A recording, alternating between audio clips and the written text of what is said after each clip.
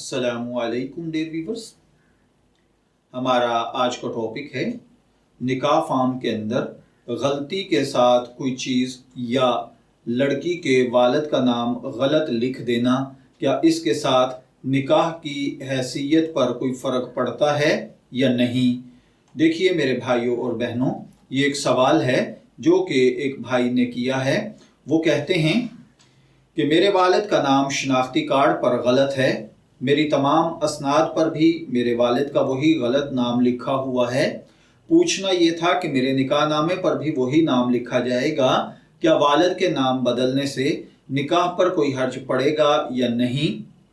या इसी तरीके से बाज़ औक़ात ये होता है कि दो नाम लोगों के मशहूर होते हैं, एक नाम डॉक्यूमेंट्स में होता है और एक नाम आमतौर पर मुआशरे में पुकारा जा रहा होता है।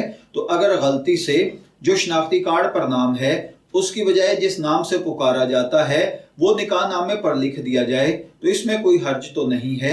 देखिए भाइयों और बहनों, इसमें एक कुलिया याद रखिए कि अगर निकाह के गवाहान और अक्सर लोग ये जानते हैं कि उसकी वल्दियत या उसका ये नाम है और उर्फ में इसको इस तरीके से पुकारा जाता है, या जिसकी शादी हो रही है वो वाकईतन हकीकतन इसी शख्स की बेटी है जिसके ये नाम हैं, उसमें अबहम पाया जा सकता है, नामों में फ़र्क हो सकता है, लेकिन ये जानते हैं कि ये उसी की बेटी है, उसी का निकाह किया जा रहा है और उसी के उन दो नामों में से कोई नाम निकाह नामे पर भी लिखा जा रहा है और निकाह के गवाहान ज़ाती तौर पर जानते हैं कि ये सब ठीक हो रहा है, तो इससे निकाह के मुनक्कद होने पर कोई फ़र्क नहीं पड़ता। हाँ, अलबत्ता अगर डॉक्यूमेंट्स को सीधा करने के लिए बाद में नाम की तब्दीली की ज़रूरत पेश आ जाए तो वो एक अलग बात है, इस गलती को दुरुस्त किया जा सकता है, लेकिन इसके साथ निकाह के मुनक्कद होने पर